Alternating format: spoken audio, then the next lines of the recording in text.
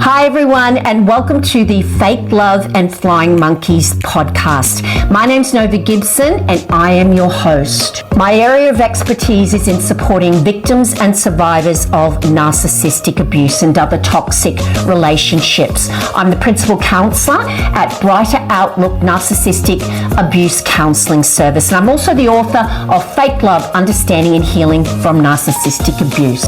In this podcast, we're going to be talking about everything from the initial pink cloud you find yourself on at the start through to the horrific discard and the powerful trauma bond that keeps you hooked.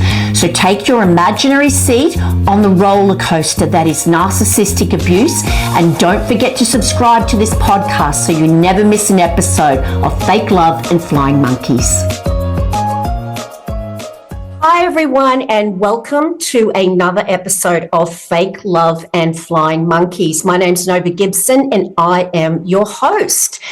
Today I am so lucky to have the very talented author, amongst many other things that David does, David Gillespie. He's the author of Toxic at Work, and he's written so many books that I'm not going to list them all, and I'm not going to read them all out. So what I thought I would do would be to get David to actually introduce himself to you. I'm very excited to have him here. I met him at the Brisbane Writers Festival, and I'm honoured with his presence today. So welcome, David. It's lovely to have you here. Good to be here, Nova.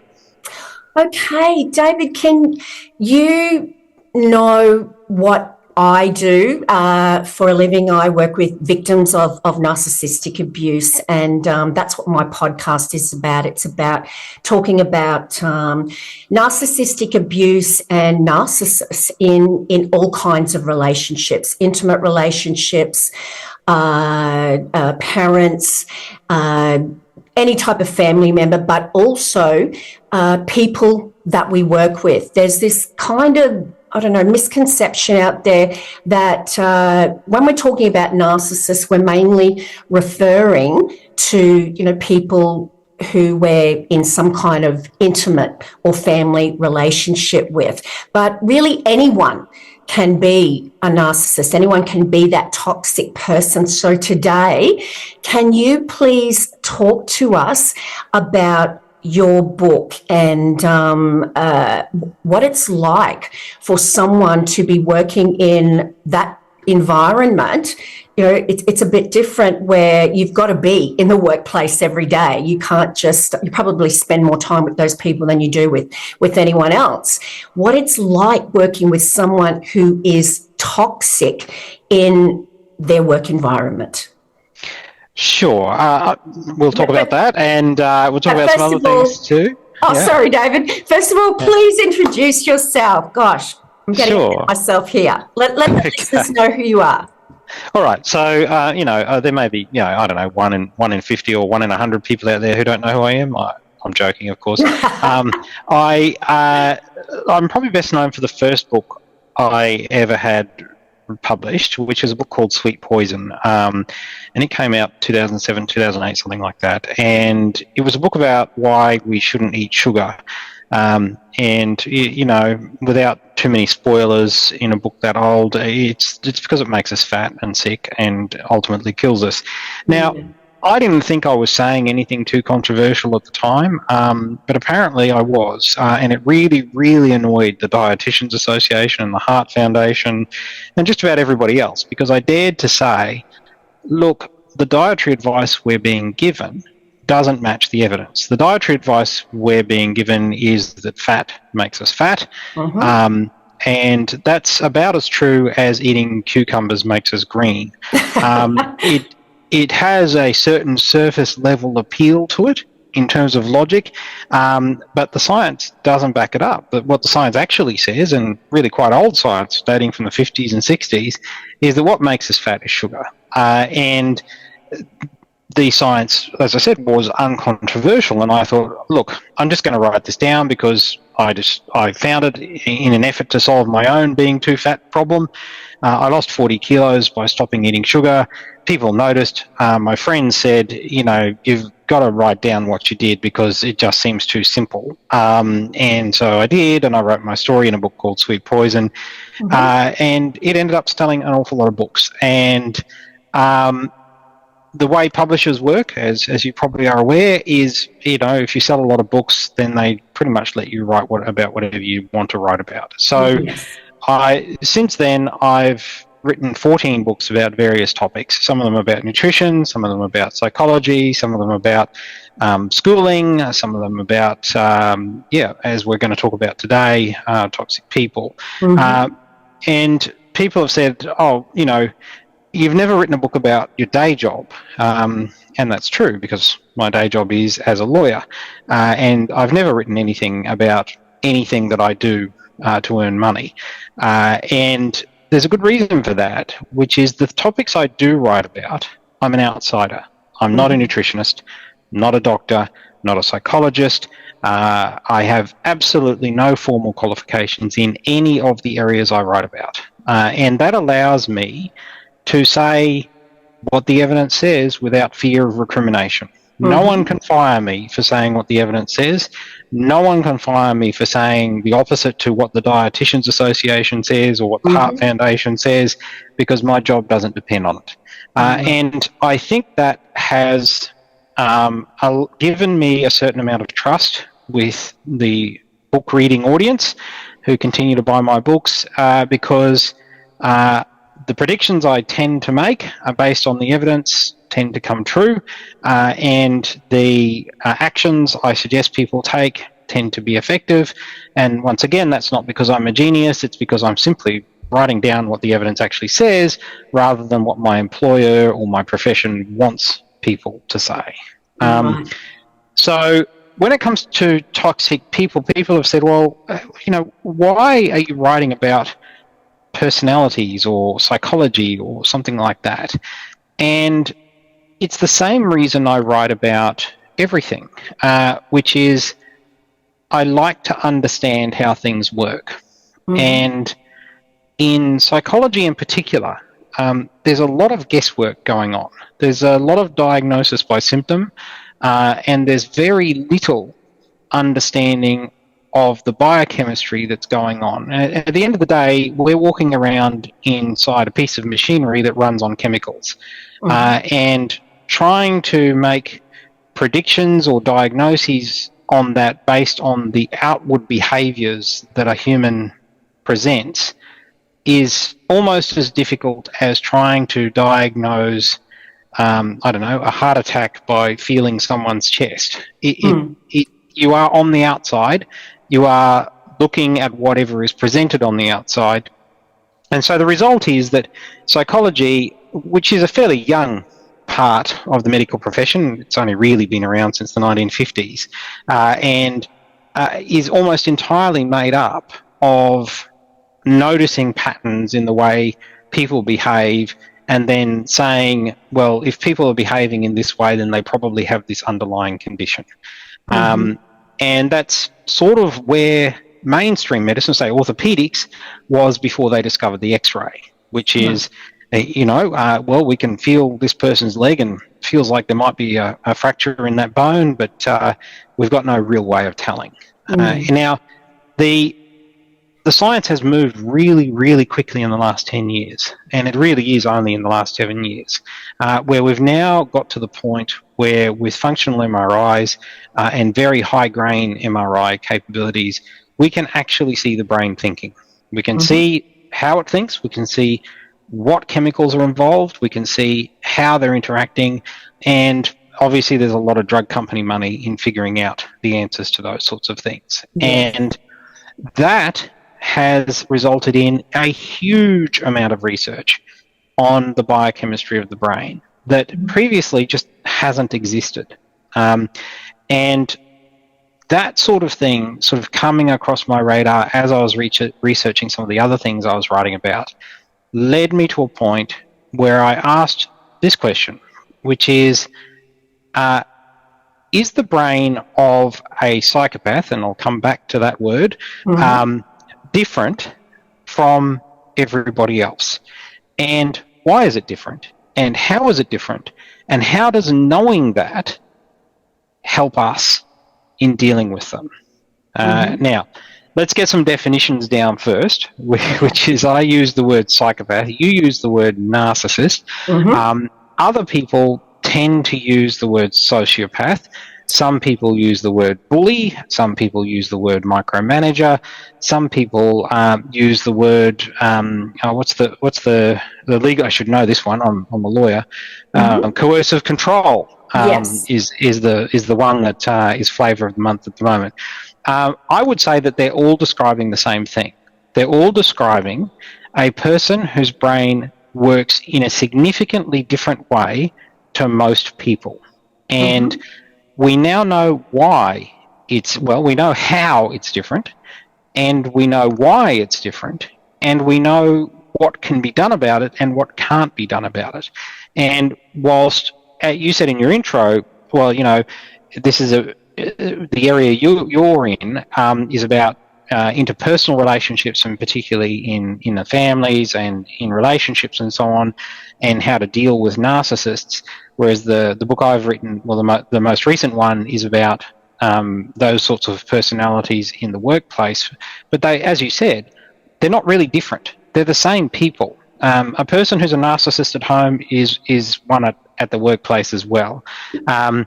They just have different victims of their behaviours. In my practice and in my videos, David, I guess we would describe that as the narcissist changing their mask, depending on who's watching. They're going to have the same chemical makeup, aren't they? They're just going to morph into who they think that person wants them to be in any particular situation, or who they have to be to manipulate them. That's right. And so now I have a tendency to refer to these people as psychopaths, and there's a reason for that, which is it's the original definition. So if you go back into the annals of psychiatry and psychology and look for the source of the description we're talking about, you could go all the way back to the 16th century and talk about Machiavelli's rules.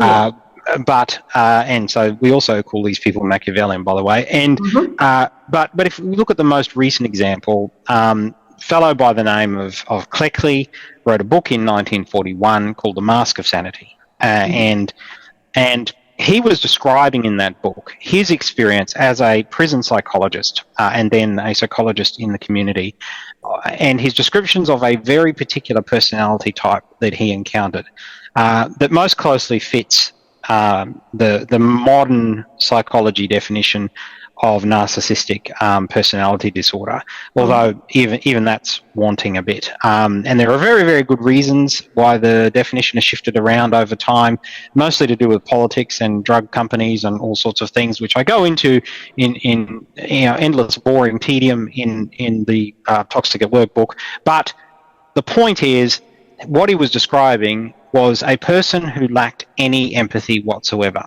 So that seems to be the common trait between all of these, especially the cluster B group of disorders, which the psychopath falls into. That's right. So he could have called them a non-empath, but that was even less clear what he was talking about. But so what he called it was a psychopath, and there are good definitional reasons for how he came to that conclusion, but they all disappeared in the 1950s with the release of a movie called Psycho, which was really about someone with psychosis, not about a psychopath. But notwithstanding that, the word psychopath entered into the community as meaning someone who attacks people in showers with long knives. So yes, I remember that movie. So unfortunately, the word that probably most accurately describes it tended to be so derogatory that people avoided using it and came up with alternative words. Anyway, I refer to them as psychopaths, and I'm talking about all of these people, and as a group, they are people who don't have empathy. Now, the interesting thing is, so what? We can talk about the effect it has in the way they behave with others. But let's just go back to what empathy actually does for us. So if you think about humans as a species or as an animal, it's interesting. We're the preeminent predator on the planet. We are the apex predator. We're the top of the tree. No one outdoes us. We win. No, you know, and that's strange when you look at us, because if you were an alien coming down and saying, "Oh, I wonder which one is the apex predator," I don't think you'd be picking us. You might say, maybe that crocodile, or maybe it's the great white shark, or perhaps that bull elephant, or maybe that gorilla. They all look pretty strong and pretty mean and pretty nasty. It's certainly not that weedy, putsy looking thing there, that the human. It's not that. But we are. And the big question is why? And the answer is a pretty simple one. Is because we are the only animal on the planet that works well with strangers. Yes. Every other animal has to be related to someone to cooperate with them. We don't. We can get together in groups of thousands or hundreds of thousands or millions and cooperate on a concentrated, focused purpose. And no animal beats 1,000 of another animal. It doesn't matter how many horns you've got or it just doesn't work. And that's why we succeed. Now, the interesting thing is, what gives us the capacity to cooperate with strangers? And the answer to that is empathy. And you might say, oh, empathy is a fairly kind of squishy word. What on earth does that mean? Yeah, does that mean you have sympathy for people, or you like people, or you feel sorry for them? It doesn't mean any of those things. Empathy is a descriptor of a piece of brain architecture that we have that gives us psychic powers. Now, I know that's a big call and it's a bit out there, but it seems like it gives us psychic powers in that people with empathy can communicate with other people in sub 1 second speeds at light speed timing and understand what those other people are thinking in that amount of time. So empathy is not about feel good and blah, blah, blah. It's feeling what another person is feeling at almost the same time as they feel it. But can I just ask you, David, would you say that's on like an actual overt level? Are they going to, be thinking that in their brain, or is it just something instinctual when you have empathy? You just feel it. This, I can't do this because it's going to affect that person in a negative way. It's instinctual. It's a feedback loop that we are not even aware of 99.9% of the time. And what it does is it does two things. It stops us unnecessarily hurting another human, even if we're not related to them. So that's an important thing. So we are curbed by empathy. We won't intentionally hurt another human if we can avoid it because of empathy. If they suffer pain, we feel that pain using empathy. So we avoid it. Doesn't mean we can't hurt another human. It just means, as a general rule, we avoid it. Now, every major religion and philosophy in the world ever, and I've surveyed a lot, literally hundreds, and I can say to you they all contain one rule. And it's a rule that, because it's so common in every philosophy, is called the Golden Rule. So humans all operate according to something called the Golden Rule. Now, in the Judeo-Christian tradition, the Golden Rule is expressed as, do unto others as you would have done unto you. Yes. So that is common to every philosophy and every religion. And it's expressed lots of different ways, but that's where you get to, which is, don't do something that you wouldn't be prepared to have done to you. Done to yourself. And that is the encoding of empathy. That is what is going on in our brain at all the time, at high speed, without us even thinking about it. And it allows us to cooperate with strangers because we can trust strangers not to hurt us. As soon as we have that trust, as soon as we have that the guy standing behind us isn't going to stab us in the back and is probably going to achieve the same thing that we're trying to achieve, we can act as a herd, as a group, rather than as an individual. And as soon as we can act as a group, we can achieve so much more than any individual can achieve.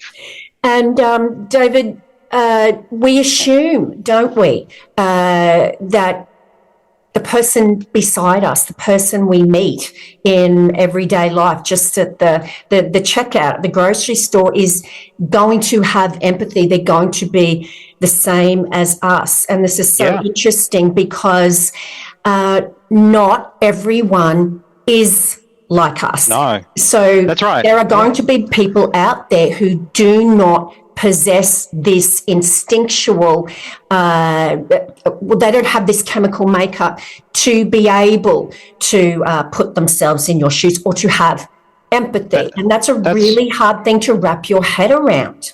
That's right. It's so about 1 in 20 humans do not have empathy. I'm really glad that you said that, because the stats that we get out there that say, well, I think they're like 0.5 or 1%, something like that, of people, I think, are diagnosed. That's the word we need to really look at, is they're diagnosed, because most of these people don't get diagnosed. No. And those stats have just got to be so off. So 1 in 20 or even, more than that sounds a lot more realistic to me. It seems about right. I've questioned these stats a lot and looked a lot into lots of cross sections on them, and it seems about right. About 1 in 20 humans never evolve the capacity for empathy. Now, the really interesting thing here is that I'm not talking about some squishy psychological concept here. I'm talking about actual brain structures, and we can measure them and count them. So the thing that gives us empathy is something called a von Economo neuron, which is a very, very long neuron that connects the amygdala to our prefrontal cortex. So connects the oldest part of our brain, the amygdala, the bit that does the really, really simple and straightforward processing, fear, anger, etc., instinctual processing, and it connects that to the prefrontal cortex, which is our most recently evolved part of our brain, the bit that is developed in our teenage years, and that does all our higher order thinking, our supervisory thought, etc. These neurons are unusual in their length. They're very, very long, and they connect those two together.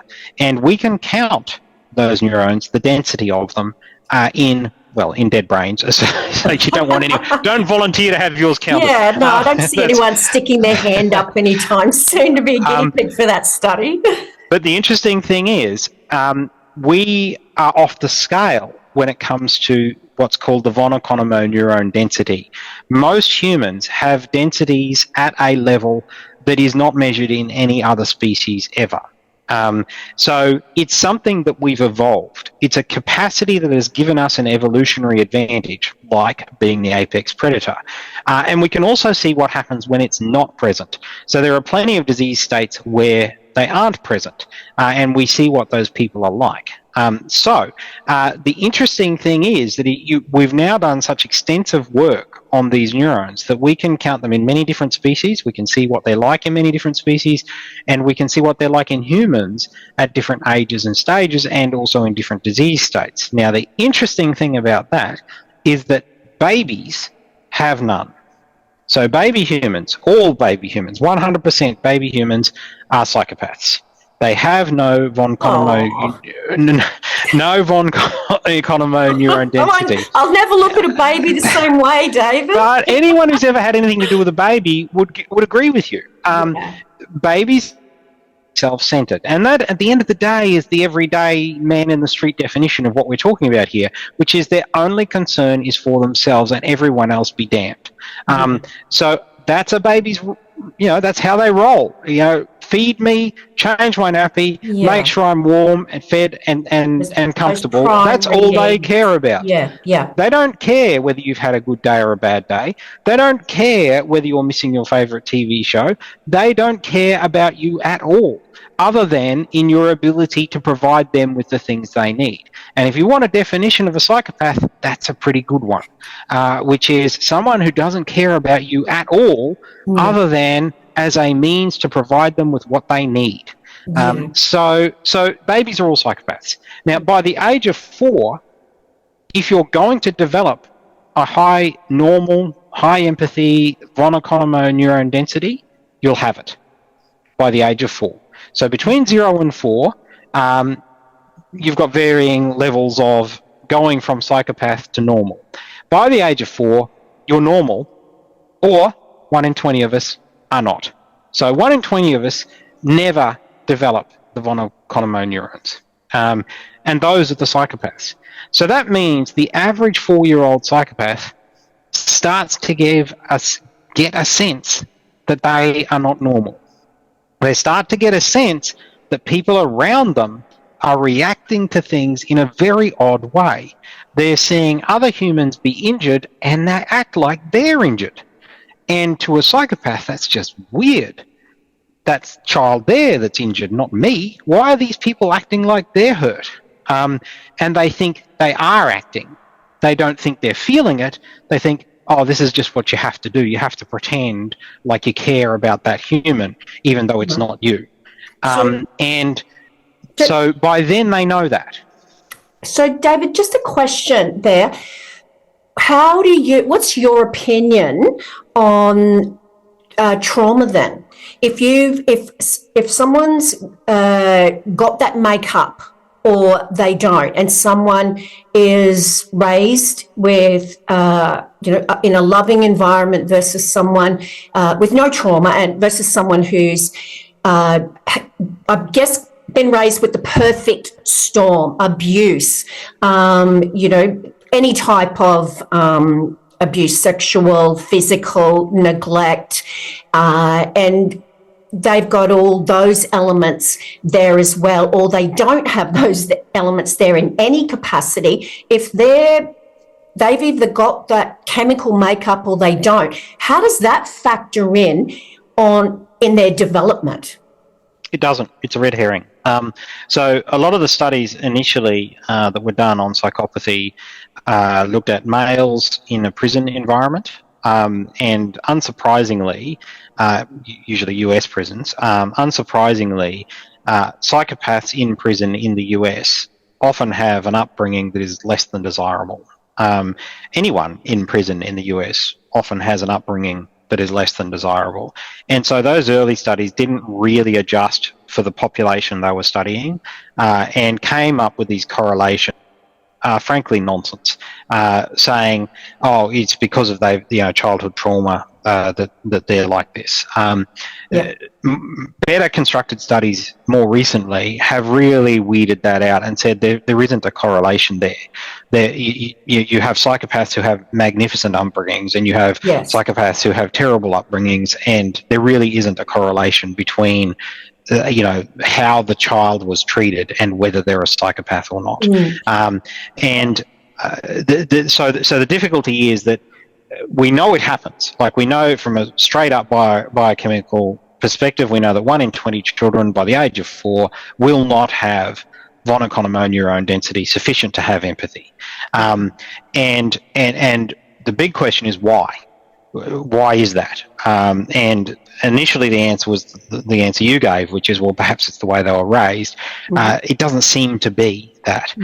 That doesn't rule out other things. It could well be genetics. It could be something environmental. Who knows? The evidence seems to be trending towards genetics at the moment, which is that it's just, like many other factors in the human population that have similar rates of occurrence. It's just something that isn't anti-evolutionary in the sense that having 1 in 20 humans have no empathy doesn't stop us succeeding as humans. Therefore, it's allowed to continue genetically. I was just going to say, David, that would fit into the model that within the word that you're using, psychopath, because in the research that I've studied, I've come across a psychopath is someone that's born. They're born as psychopaths. So that totally fits into the model you're describing. So when we, I guess this is maybe where we differ a little, in that me coming more from a counselling, behavioural science kind of background when you've got the sociopath, the narcissist, and the psychopath and the sociopath fit into what we call antisocial personality disorders.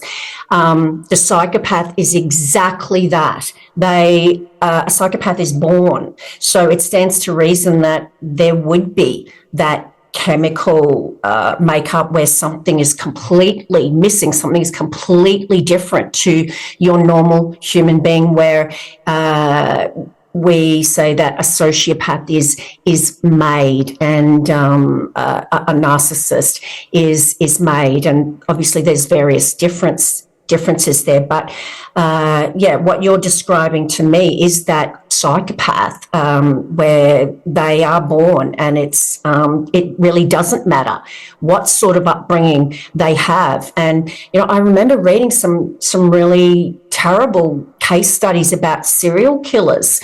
You'll probably be able to name a few as well, where it said they had an amazing upbringing. There was no evidence of abuse. So we would have to, I guess, put those people into that model of, or that diagnosis, I guess, of being a psychopath. Yeah, we could probably have a whole episode about why the DSM is wrong. But for people who are interested in it, there's a chapter on it in that Toxic at Work book where I go through the history of the DSM and set out how it's wrong, why it's wrong, and when it went wrong. But let's not be sidetracked by that, because there's some important messages in here, which is the interesting. I'm so interested in getting your perspective. Please continue. So the interesting question is, well, that's all very fabulous that some people like that, and it's interesting to know it's 1 in 20. But what do you do about it? Like most people know the person I'm talking about. Most people listening to this are thinking about someone they know.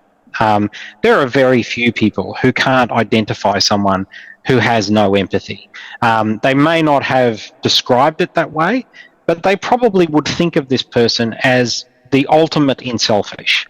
So everything they do is entirely driven by what's best for them, without any regard with what's good for their organisation, for their sporting club, for their peers, for their wife, for their family, for their workplace.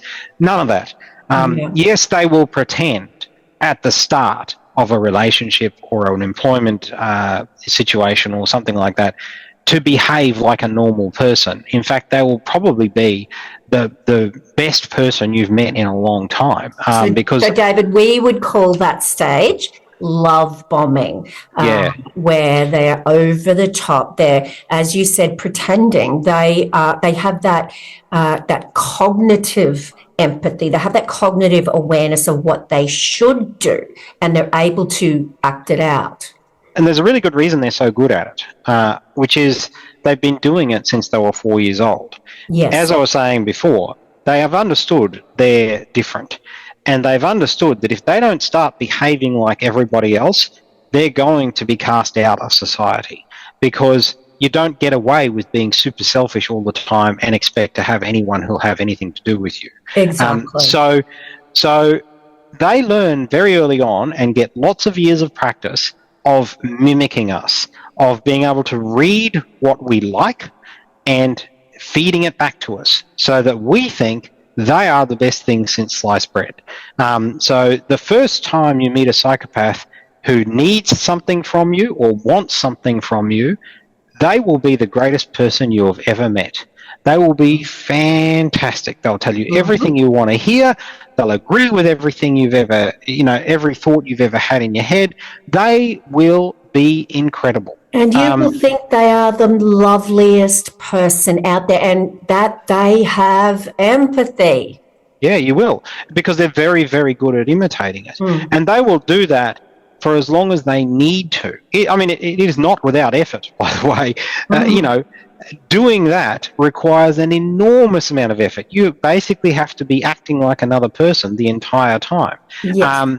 And it's really tricky if you've got to do that in front of two people you've met at different times and told different stories. So as a general rule, psychopaths don't like interacting in groups, particularly if they met members of the groups at different times.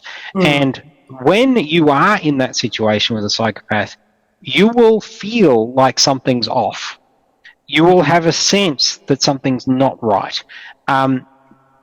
Believe that sense. Believe that feeling. People often describe just being unable to pin it down, but feeling like there's just something wrong. And a lot of people dismiss that and say, "Oh, I'm just imagining it," and they're often aided in that feeling by the psychopath themselves, who will always have a plausible explanation for something that they've said that just doesn't come out right. They're basically painting those red flags, we call them, a different colour. And I guess it gets back to what you were saying originally, David, which is we just don't expect that people are going to be pretending to be someone else. So you kind of expect that people would override the red flags because you don't assume that someone is going to be pathologically lying about who they are, do you? Well, that's the definition of trust. The definition of trust is that we trust the people we're dealing with to be honest actors. So we walk into every situation, and the first position we take, this is an interesting psychological experiment. You've probably read about it a million times, but there's the tit for tat experiment, which is just a very, very simple. There's a thing called the prisoner's dilemma, which is a thought experiment where you ask people. Two people, and the reason it's called the prisoner's dilemma is the original configuration of this was to imagine that there are two people who've been arrested for a crime. They're put in two different interview rooms, and they're both told the same thing, which is that, look, if you admit to this crime and the other person doesn't admit to it, then you'll get 1 year in prison and they'll get 3 years in prison, and vice versa. That's pretty standard, isn't it? Pretty standard. In the crime shows I watch. That's right. And whereas if you both admit to it, then you'll both get 2 years in prison. Yeah. And so you've got a risk to weigh up here, and it's the psychological theory behind this is a theory called tit for tat, and that comes from a scientist wanted to know, okay, what would this look like if we just ran this as a computer game where we just tried every possible strategy to see who would end up. They turned it into a monetary amount rather than prison, so you get $1, $2 or $3. They'd run the program over and over and over again and say, which strategy? So is it best to not admit it at first? And then on the second, so this is iterative, so every time you just do it over and over and over and over again. So first time round, not admit, well, you get $1 or you don't, or you get $3 or you get $2, depending on which way you go, and the other person does or doesn't. And the idea was if you just pitted actors with programming into that scenario and just ran it over and over and over again, what strategy gets you the most money? What strategy succeeds? Yeah. David, just quickly before you go on, I just want to make sure I understand this. So, just correct me if I'm wrong. So you've got two prisoners, getting back to the beginning, and you say to one, you tell us that the other person did it, and you'll get a lesser sentence. Actually, a better way to think of this is the way it was done recently on a radio show. Now, they didn't call it the prisoner's dilemma, but it is what it was. So if we think about this, so what they did, this radio show was done in Brisbane. It was Kiss FM, and the show was they had a bunch of people who had to kiss, because of the name of the radio station, some cash. Right, so they had to remain with their lips attached to the cash. It wasn't really; it had perspex in front of it. It was $20,000, and so they had 20 people there, and they lined them up, and they had to remain attached to it. Okay, and then the last person to drop off won the cash. Okay, so it went the way these things tend to go. 3 days later, there were two of them left, and there were 3 days. Someone stayed attached to the person. Took 3 days. This is $20,000, right? There were two of them left at the end of the 3 days, and neither of them looked like they were going to be giving up. So they invented this new rule, which is the prisoner's dilemma, which is not new at all. Which is they said to these two people, "Okay, what we're going to do is we're going to, on the count of 3, ask you to make a decision. You can either remain attached to the money or you can step back. And so if you remain attached to the money and the other person steps back, then it's your money. And if the other person remains attached to the money and you step back, then it's their money. If you both remain attached to the money, then we give the money to the crowd. Okay. So there's a dilemma there, and they've got to trust. And if you both step back from the money, you split it. Okay. So the decision the person has to make is, what will the other person do? And how does it impact what I do? The obvious answer there is, I have to trust the other person to step back at the same time as I do, and then at least we split the money. Because every other scenario, I could end up with nothing. I might end up with 20 grand, but I could end up with nothing. And I've been here for 3 days. So, I deserve that money. That's right. So that's the prisoner's dilemma, which is, what do you do? On the count of 3, do you step back or do you stay attached? Yeah. What would you do? Yeah, oh, look, I would have stepped back 3 days ago. I wouldn't have touched any prospects. But, yeah, I totally get... What do you think they did? Well, it depends, you know, what the people were they were dealing with. Did they trust the other person? So these people didn't know each other before the 3 days. Okay, they're strangers. Yeah. That all they know about each other is that they're doing the same thing they are. They can see that they're another female human of a similar age to them. They're all females.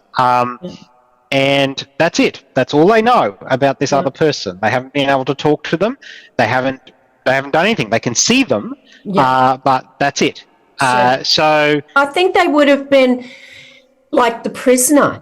They would have been thinking about the negative impact to them and how it was going to impact on them, because they didn't know this person. They couldn't put themselves, well, I guess they could from a human perspective, but they had endured so much and they were scared of having wasted all of that effort. So, yeah, look. So think about the golden rule here, okay? If you're in this situation and you decide to yourself, I'm going to stay attached to this money, what are you actually deciding?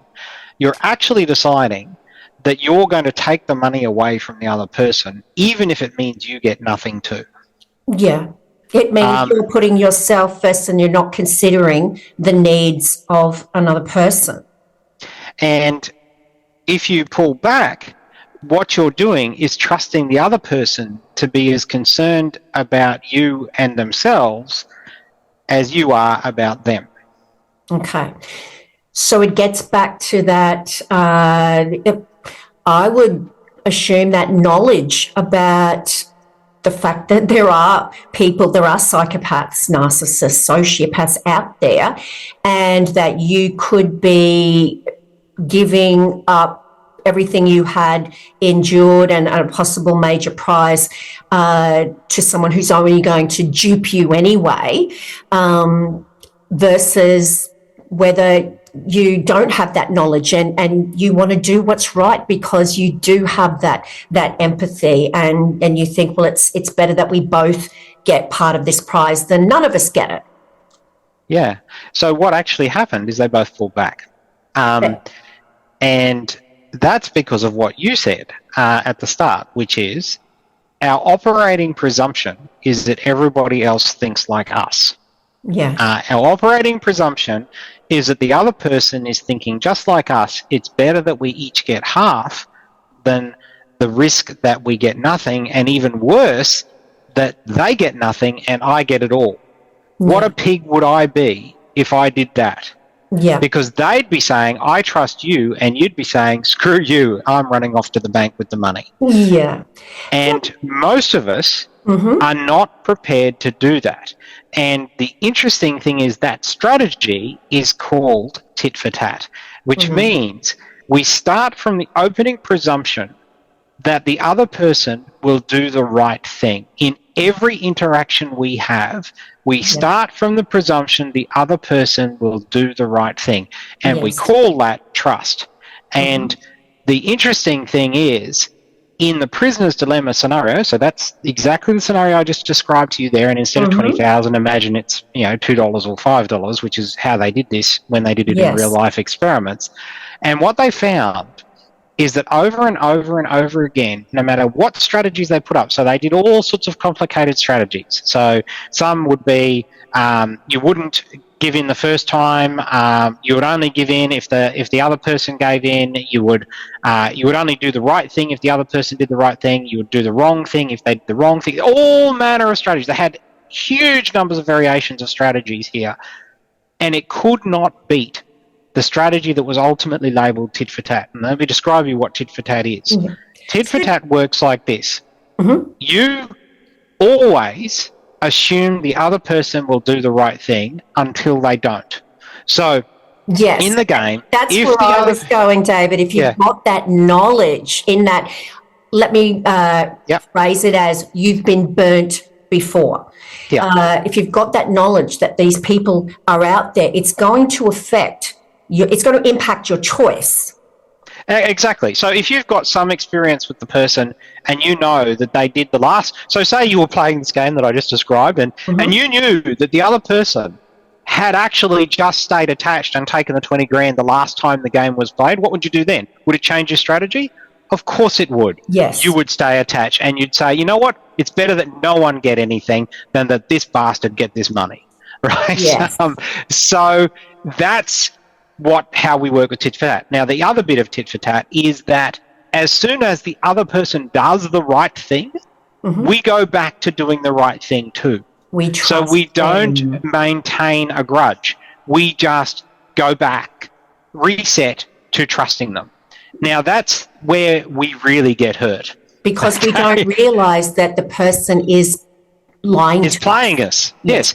So they are realising you're playing that strategy and they're saying, okay, well, I'll just do the right thing. And then they'll turn back to the right thing and then everything's okay again. And then that gives me an opportunity to hit them again when they're not expecting it.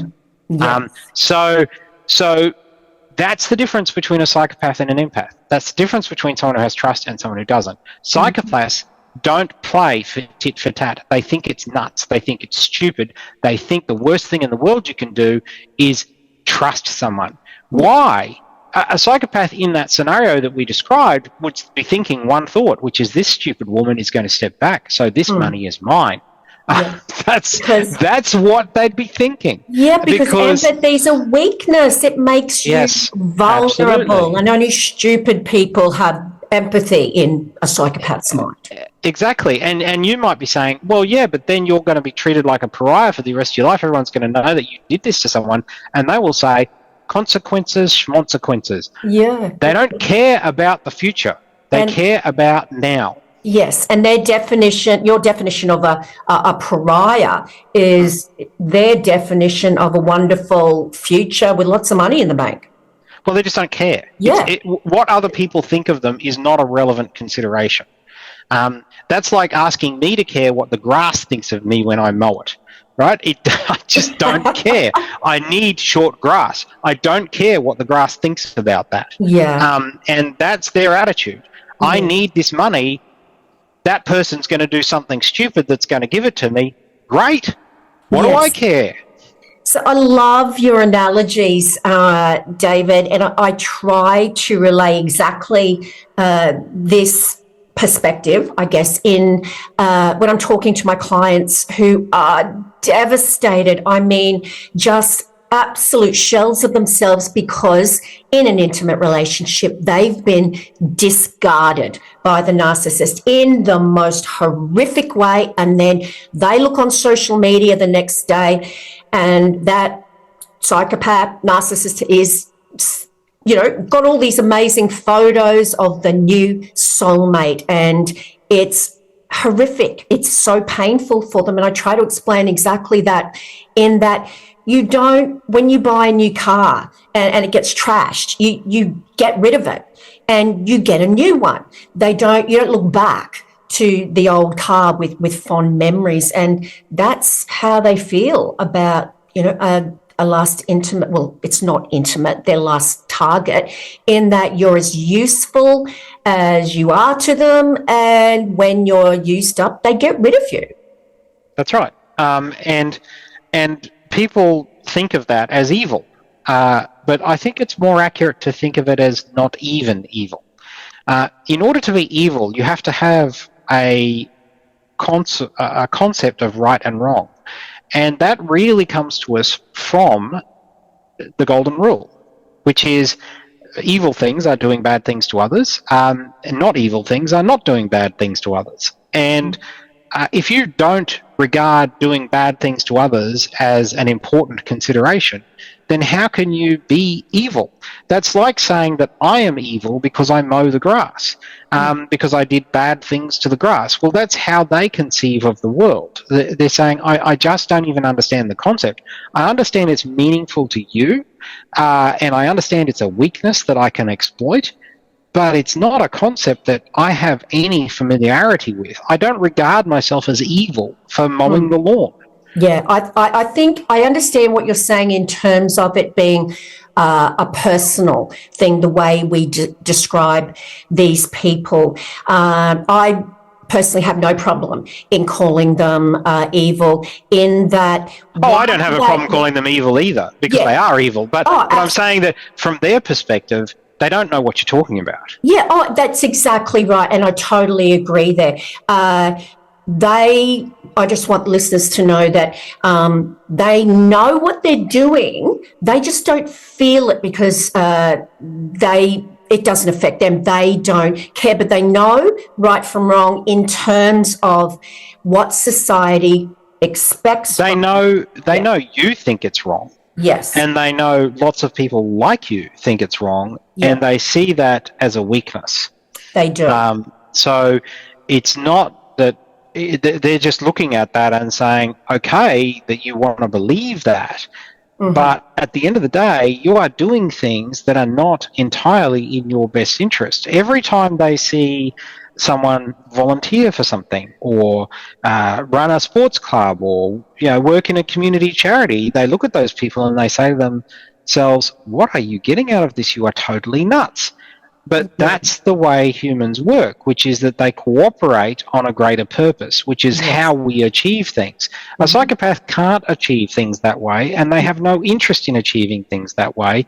No. Their purpose is to enrich themselves. And if there is no way that can happen in whatever they're doing, in whatever relationship they're in, they have no use for it. But I guess where I was going with that, and I am in 100% agreement with you there, David.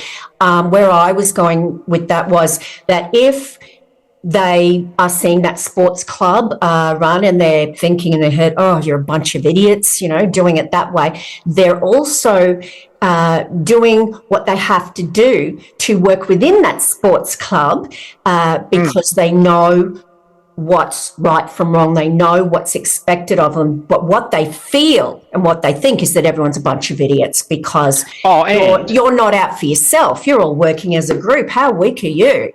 And they see it as an opportunity to enrich themselves. Yes. Because they always are looking for ways to exploit our trust. So they're always looking for idiots who will step back from the 20 grand. They're looking for people who are that stupid in their minds. They're looking for people who will do that so they get to stay attached to it and keep the 20 grand. They are always instinctually doing that in every aspect of their life. It's not always 20 grand. It doesn't have to be. It just has to be $1 more than they had yesterday. I was going to ask you, do you think in terms of reward, does that affect that, in your opinion, that tit-for-tat situation?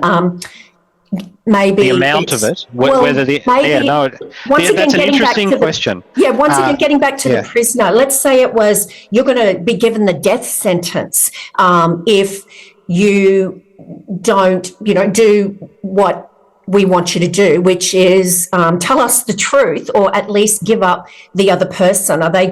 Is someone who does have empathy going to step back, as you say, or are they does the reward factor in there? It does if the person's not a psychopath. So the value of what's at stake affects the way most people behave. Yes. So the more that's at stake, the more likely a person is to behave in their own self-interest is more likely to overtake the interests of the community. Yeah, I guess the natural desire to survive. That's right. So it has to get pretty big before it does override it, but it has been tested, and so we know that normal people, it affects them, and it changes the way they behave. The bigger the risk, the bigger the reward. Yeah. The psychopaths, it doesn't change anything. Psychopaths will do you for $1 and they'll do you for 100,000, and it doesn't make any difference at all. Yeah.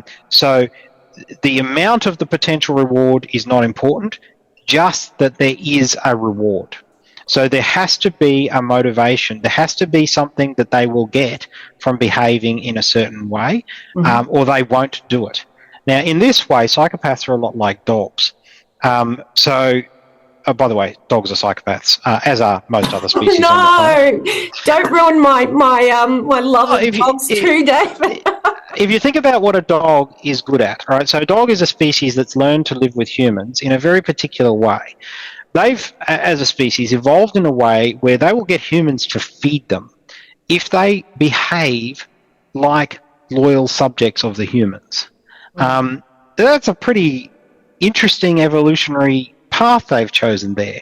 What they've become is they're like any other animal. Most animals are psychopaths in that they're only interested in self. They'll only cooperate with family. But what dogs have figured out is that if you imitate empathy with humans, they'll reward you. And so dogs act loyal. They do a fantastic job of cognitive empathy, the concept you talked about before, where they are extremely good at reading humans. They are very, very good at telling what we want and doing it. And what you learn very quickly in interacting with dogs is that if you want a dog to behave in a certain way, there is no point punishing it. Hitting a dog just makes the dog furtive. It doesn't change its behavior. What does change a dog's behavior is reward. Any dog trainer will tell you that, which is if you want a dog to do something, give it a reward when it does it. And the interesting thing is that we've tried this with real-life human psychopaths, and it is the only documented evidence of being able to change a psychopath's behavior, which is really, really interesting. I won't bore you with all the details, but it was juvenile prison facility set up in the United States as a way of trying to weed this type of personality out of the general prison system, because they're highly destructive in the general prison system, because they have no regard for other humans, they exploit them, they harm them, etc. There's no chance whatsoever that you're going to change their behaviour in any way, and they're highly destructive in the population. In the average prison system in the United States, about 40% of the people there are psychopaths. So they tried this experiment with juvenile psychopaths, taking them out of that system and putting them in a place that was run by psychologists, not prison guards. And the psychologists came up with a system that was rather like a frequent flyer system. So rather than punishing these people, which clearly had no effect whatsoever, what they did was reward them with a point system. So, they'd have levels. You had a certain number of 21 club and things like that. They had all these levels that they could. And so every time they did something that they wanted them to do, like make their bed or something, they got points. And if you had enough points, you'd get extra privileges like chocolate bars, movies, ability to play computer games, things like that. So they were positively incentivized to seek reward. So every time they would do something positive, they'd get some of these reward points added to their tally. And it didn't have to be much, just any positive behavior, rather like training a dog. Dog happens to bumble over and pick up a ball, you reward it like it's just, committed and, done calculus, because you want it to remember that thing it just did is a good thing and you want it to keep doing it. And then it slowly learns, okay, every time I pick up the ball, he thinks I'm fabulous. Terrific. The same thing worked with these psychopaths. Every time they did something that they wanted them to do, behaved in a certain way, they were rewarded. It wasn't a big reward, but it accumulated, and they learned what they had to do to have a good life in this prison. The interesting thing was, whilst that doesn't change anything about them being psychopaths, remember I'm telling you it's just biochemistry, it's hardwired in, you're not going to change that with a reward system. What it did do, though, is after they were released, they were much less likely to reoffend than psychopaths who had not been through the same system. Now, it wore off by about the 5-year after imprisonment mark. They were basically back at the same reoffending rates. But for that 5 years, it gave you an improvement. So the interesting thing it tells us is that the same thing that works with training dogs, which are a type of psychopath, punishment doesn't work, is to reward the good behavior. Reward things, give them rewards for good behavior. And for most of us, this is going to be really hard to stomach. A psychopath is someone we really, really dislike. Yeah, I was just going to say that, David. Like, how do you do that in a society where you have to put these people away because you've got to protect the rest of society? So you've got them locked up, and then you've got them. So I'm not talking about the. Now let's talk about in general society. These are not people. The ones I was talking about are people who've done horrific crimes. But let's talk about the psychopaths in the community, the ones that are in a relationship with you or at work with you. These people have the same issue. They're just smarter than the average person who gets caught and ends up in prison. They're better able to manage how they interact with others, but they are motivated by the same thing, which is they are motivated by reward. And the really interesting thing about it is that you can reward them with flattery. Yes. So if you say to a psychopath, wow, your hair looks terrific today, have you done something, have you lost weight, stuff that by the time a bystander might look at it and say, are you crazy, you're laying it on with a trowel today, what's wrong with you, right? No. But the psychopath's not hearing that. The psychopath is thinking, wow, yeah, they nailed it. Yeah, they're right. Yeah, I am looking pretty good today. Because they want to hear how good they are. And that, how good they are. We kind of talk the same language, David, different but the same, in that I tell people when they are in a situation, like when you're at work with someone or when you've got a toxic narcissistic ex who you share children with and they have something you want, you can't ask nicely because you're telling them how to hurt you, you're giving them a weapon to use against you. So I call it manipulating the manipulator. If they've got something you want, think of what they desire most in the world, which is stroking their ego, attention, admiration. Treat them like a dog. If you had a dog, a vicious guard dog, guarding the premises where your children are, and you need access to them, what would you do? Would you go and pick a fight with the dog? That's not going to end well. Would you growl at the dog? That's not going to end well. Would you go up to the dog and show them that the best place to bite you is on your Achilles tendon? No, but that's what most of us do. Right? Yeah. That's what most of us do when we tell a psychopath how to hurt us. So what you would do is you'd be nice to the dog. You'd go up and give the dog a nice bit of steak, and while it was distracted eating the steak, you'd take your children. Yeah. So, I totally get that concept. Personally, I just run if I saw a vicious dog. but that's assuming you don't want to get your children. That's right. Now, see, the problem here is, if they've got something you want, you've got to think about the approach that will work. And the one that will work is the one you're least going to want to do. Yeah. which is reward them. Yeah. So that's the hard bit. But That's the really hard bit. It is hard. But you've got to think of the end goal. And as I say, to my beautiful clients, it's going to fly in the face of your integrity sometimes when this person is wired differently to you. You can't just ask nicely, and the last thing you want to do is butter them up. You want to, hit them over the head with a hammer, but last thing you want to do is send them a text and put a little smiley face on the end of it. But they're going to think that they're amazing no matter what you do. And there's a meme. Well, they're very easy to convince. Yeah. That anything that you say positively about them is the truth. Yes. So they're very easy to convince of that because that's what they believe. Mm-hmm. And they're very glad to hear that you have finally recognized it. Yeah. So if you, and this is what I mean, a normal bystander would look at you saying that and say, wow, I cannot believe they fell for that, right? Because it's so obscene and obvious. But to the psychopath, you're just telling them the truth. Yeah. You're one of the people that gets it. You see me for how amazing I am. So, David, can we direct this to specifically the workplace? Sure. When let's just say it is a boss, and this boss is making your life absolute hell, and they're well, let's talk a little bit about how they're making it hell, okay? Because their strategies are often quite interesting, and these will be the things that people recognize.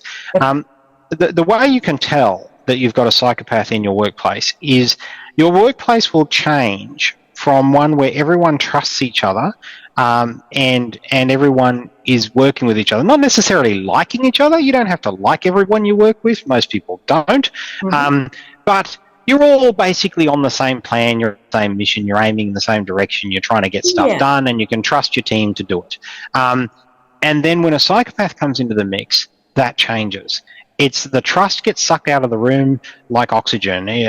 Someone famous once said, I can't remember who gave this quote, but trust is like oxygen. You don't notice it till it's not there.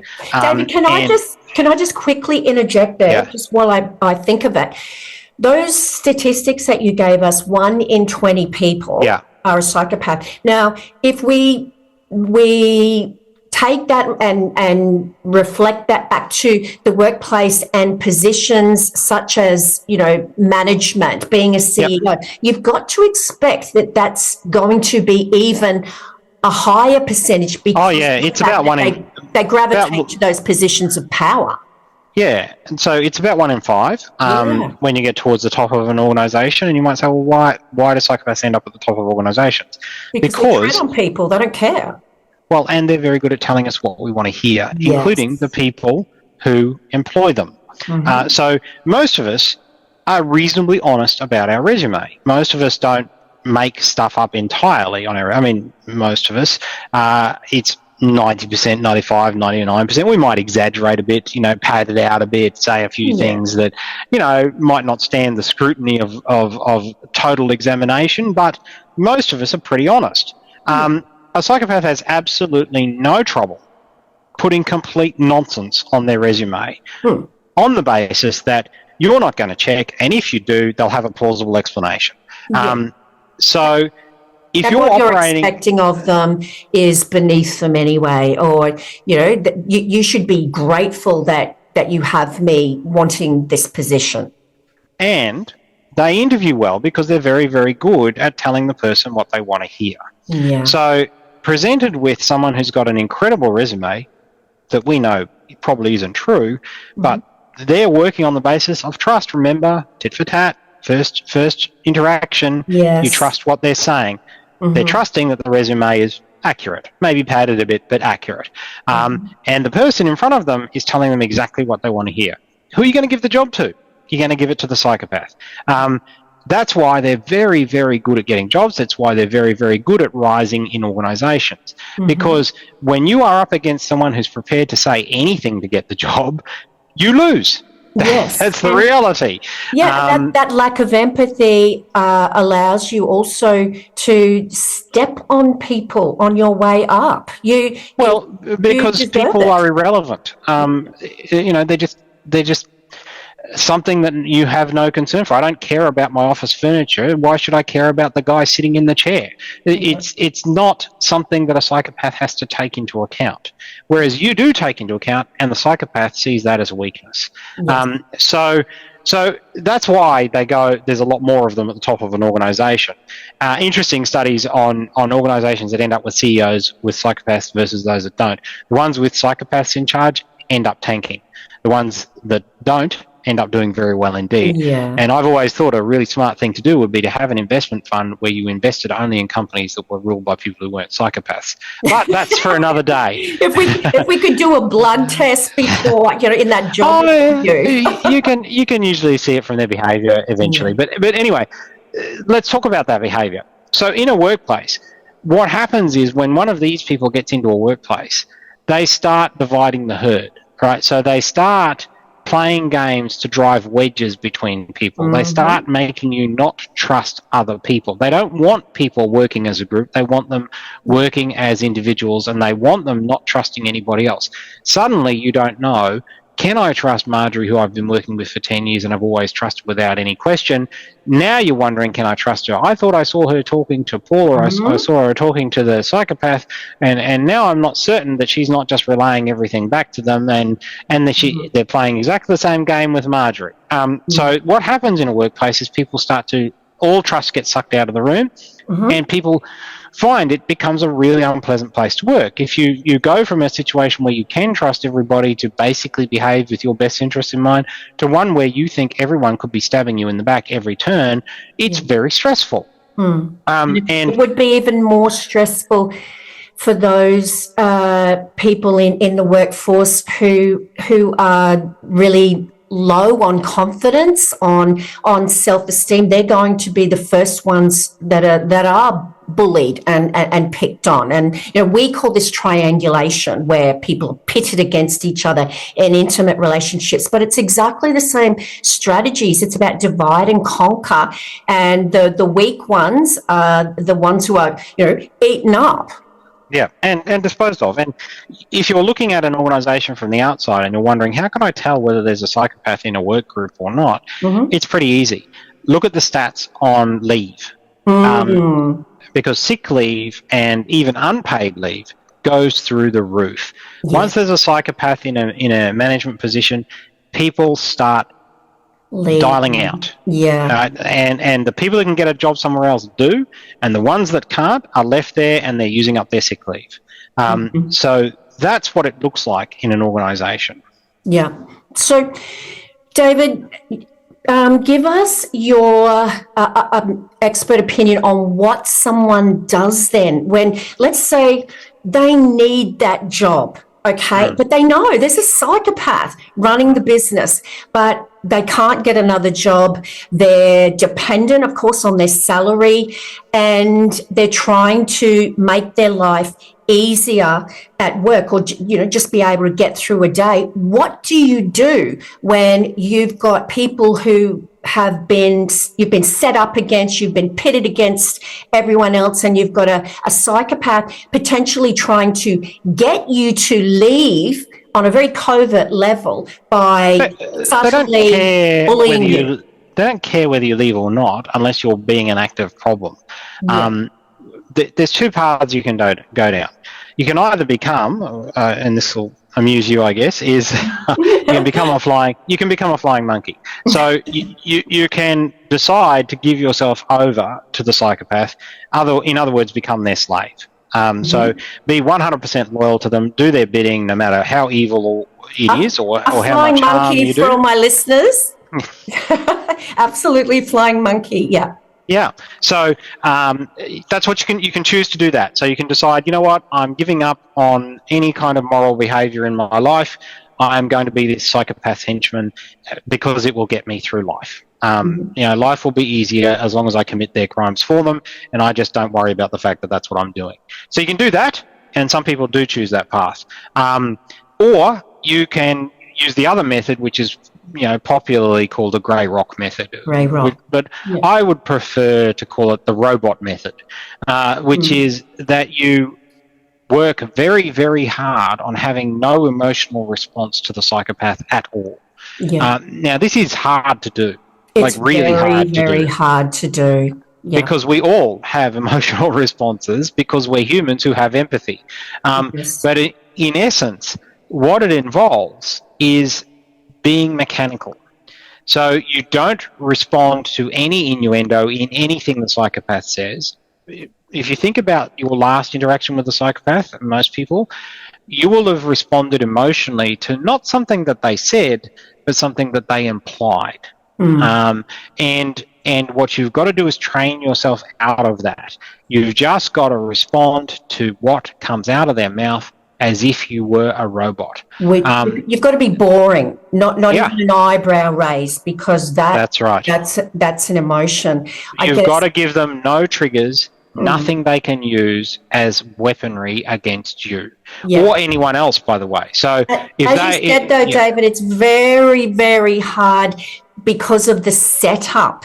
The psychopath has manufactured, where there's other people there who are acting in their stead, the flying monkeys. So if you have to manipulate the manipulator, as in, potentially become one of their flying monkeys, in that you need your job, there is nothing else you can do and you've got to survive, please don't look on that as you being the same as them, just for everyone listening, because it doesn't make you the same as them when you're forced into survival mode. Look, it's basically doing what I said before, which is the primary tool of a flying monkey is flattery and loyalty. So it's a matter of swallowing your pride and telling them that everything that they do is right, regardless of what it is, or how bad it is, or how dangerous it is, or how bad for the business, or whatever it is. It's sucking it up and saying, you know what, I'm just going to put my reality test to the side here, and I'm just going to look after me, and the only way I can do that is by telling this horrible, awful person that everything that they're doing is absolutely right. And even when I see them manipulating the situation to enrich themselves at the cost of me and my colleagues and my company, I am going to not care about that because I need this. And that's where it's going to be hard, because with the emphasis being on that word cost to me, because they will try everything. When you do start going grey rock and they've lost that power, they've lost that control, they're going to up the ante. And if they weren't before, they'll be doing things like giving your credit from your amazing work to someone else, because that's really going to hurt when you've spent all this time, let's say, working on a project, and then someone else comes in at the last minute, and gets all the credit for that. That's what you've got to expect, and that's where I say it's so hard. The other thing that they'll do is they're extremely vengeful. So once they realise that they cannot manipulate you, then they will seek revenge against you. So they'll make it their mission to hurt you. Yes. So it's a dangerous position to be in, and obviously the preferred solution is get out of there. But if that's not an option, right. And the other thing you've got to remember is this should be the golden rule, because most of us believe in karma. Let me tell you, it doesn't exist. The psychopath is not going to get their own. It is not going to come crashing down on them. They are not going to be punished, and you sticking it out is not going to make it happen. Okay? Yeah. People need to understand that. Yeah. And this is, I guess, where, our opinions differ a little, just in terms of a psychopath who the chemical makeup in their brain is actually different, and someone who has NPD, where they do suffer anxiety when they think of someone thinking badly of them. And when I talk about karma with my followers, I'm talking in terms of they get their karma by the eradication of the narcissistic supply, which a psychopath doesn't need that narcissistic supply because of all of these things that David has been talking about. They don't get anxious if someone thinks badly of them. They just don't care. A narcissist suffers massive anxiety if someone's not worshipping them, if someone is not believing that they're special. And as they get older and they've lost their looks, they've lost their job, that's what we refer to as their karma, where they just become shriveled or lonely people because they can't manipulate people anymore. They can't secure their narcissistic supply. Okay, well, I'm looking at the time and thinking, gosh, we have talked for a hell of a long time. We've had an amazing chat, David, and look, I am so grateful. Just quickly, can you please just, I guess, summarize what you think someone with a psychopathic boss should do if they are they're being bullied so much, but it's not obvious. It's very, you know how they're so covert in let's just say that you used to have this amazing position and now they've got you making coffee because they want you to leave because there's no overt reason for them to fire you, where that would end up with consequences for them. They want to make it so hard for you that you leave. Given that person mightn't be able to, what should they do? Will people believe them if they talk about this psychopath? No, as a general rule. Yeah. So not within the organisation. So psychopaths will be love bombing, I think is the term you used before, everyone above them in the organisation. And they'll spend most of their time doing it. You'll spend maybe 1/100th of your time doing it. They'll spend most of their time doing it. So when you go and complain to their boss about them, their boss will have already been set up with a story about you and how you're eventually going to come and complain, but you really are the problem. And the boss really should think about firing you because you're such a pain.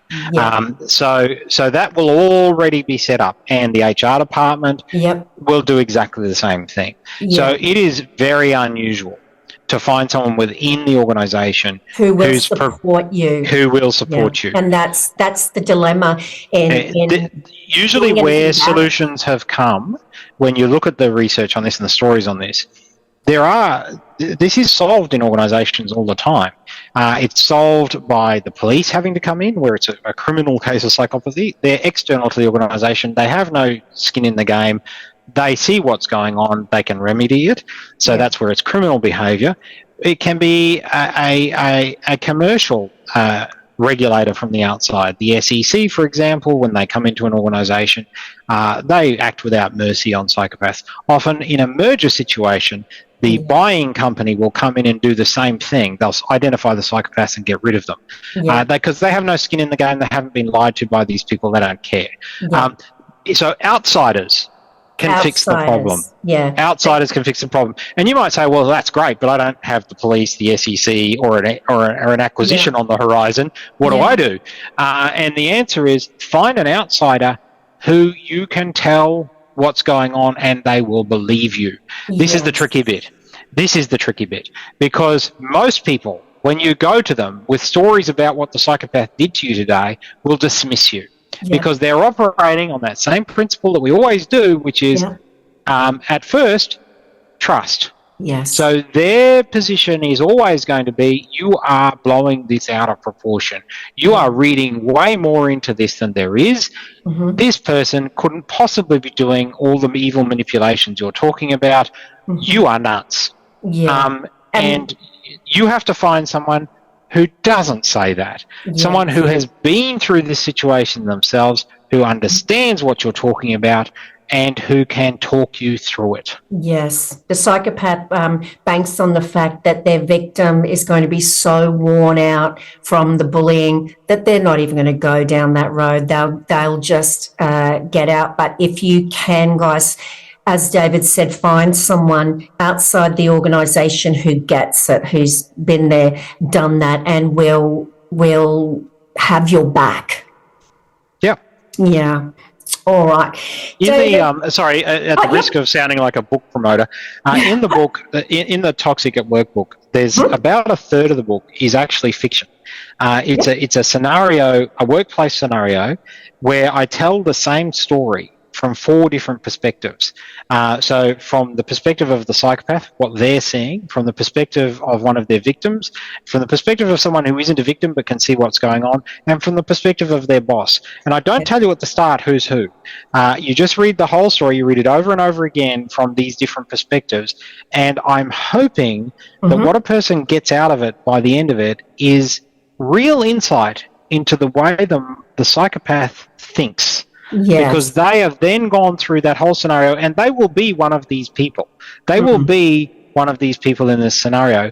And what it will give them is insight into seeing exactly the same scenario from the way they probably see it every day, and then seeing it from the way the psychopath was viewing it. Yeah, how interesting. It's about knowledge is power, isn't it? And they've got something you want, which is you want harmony, peace at work, then you've got to think like them. That's a scary thought, isn't it? Yeah, absolutely. But if you want to defeat them, you have to think like them. Yeah. David, look, I just want to thank you so much for joining me here today. It has just been so interesting talking to you about this and getting your insight and of course, someone else's perspective on this and all the, thousands of hours of research you've done clearly outlined in your book. So, guys, those of you who are listening and you're having trouble with someone at work, a psychopath at work, please get David's book. Thank you so much, David. And I will talk to you hopefully in the very near future. We might get David back on again. But it's just fantastic to have a perspective on toxic relationships at work, because it's something that we don't talk about often enough. And psychopaths, narcissists, they are everywhere. Yep. Yeah. Absolute pleasure talking to you today, Nova. Thank you for having me on.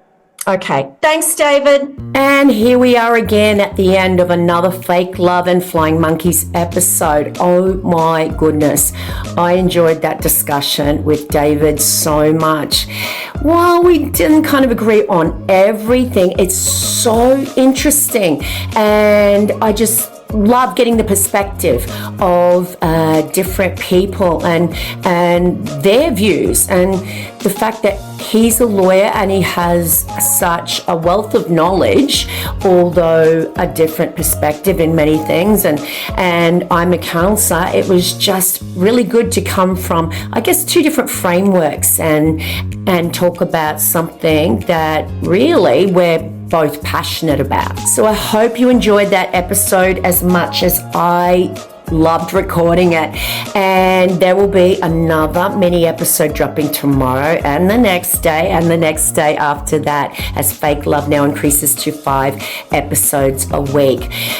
Don't forget to message me. Go to my website below if you'd like to have a one-on-one counselling session with me. I am a professional counsellor here in Brisbane, Queensland, Australia. All my appointments are online, and I would love to be able to support you.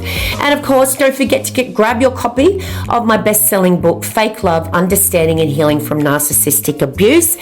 And until the next episode, guys, remember, you are worthy of love, and you are certainly worthy of a whole lot more than a lifetime of fake love and flying monkeys.